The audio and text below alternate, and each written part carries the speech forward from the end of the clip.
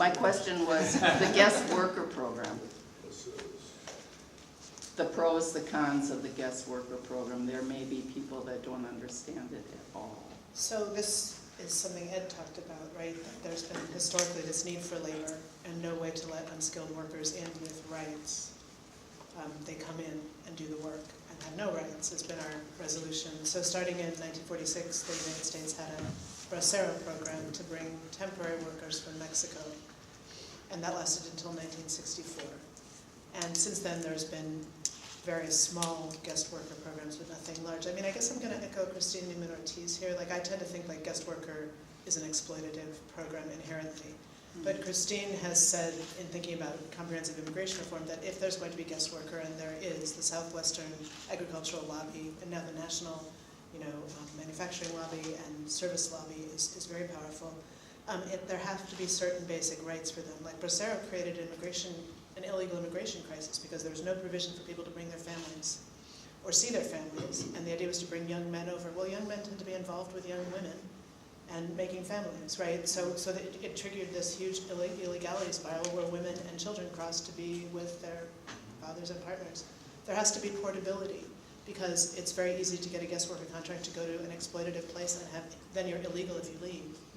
So I think of guest worker right now as a necessary evil. Like in a perfect world, we wouldn't have guest worker at all. We would have, because it does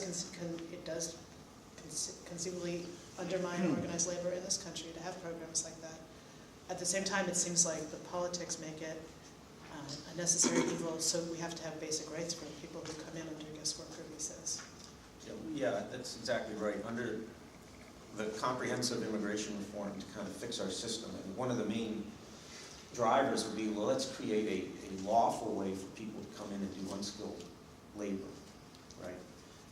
So then they're not coming in illegally, they come in lawfully, and then all of a sudden we have no illegal immigration, it's all lawful, right? So, but that's part of the bargaining chip, because in exchange for having the current undocumented population have a path to becoming legal and assimilating, then the conservatives say, well, we want this unskilled force that's not going to become eligible to be citizens. They can only come in as guest workers, 7 years, maybe renew the visa one more time, and then they have to leave. There's some real question as to whether that's practical, because they'll just kind of disappear after 7 years, right? But by the same token, I do think, as part of the compromise, in order to get assimilation of the current undocumented population, and because it will bring that labor force out of the shadows, so they won't be exploited, they'll get paid a decent wage, and we can monitor that. They'll be in safe working conditions, we can monitor that. Any compromise, you have to accept less than perfect.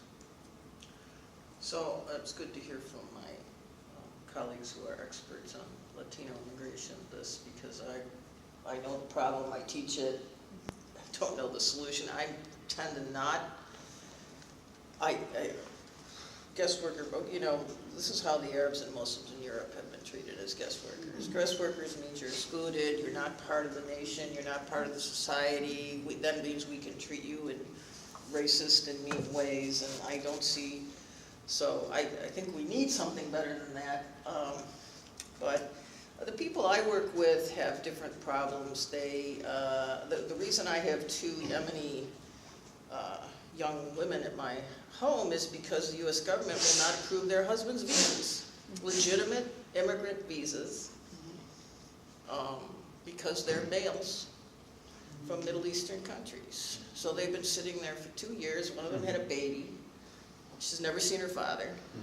And this is just my little story, right? This story. So there's also the problem of Homeland Security. It just sits on visas from people coming from the Middle East. It doesn't deny them, it just doesn't approve them. And it's breaking up families like crazy.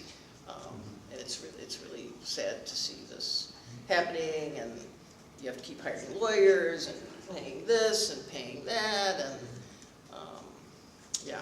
So that requires some pressure on the administration to, and there's groups, Muslim civil rights groups that are trying to put that pressure on, but we're not getting very far, and in fact it seems it's getting worse.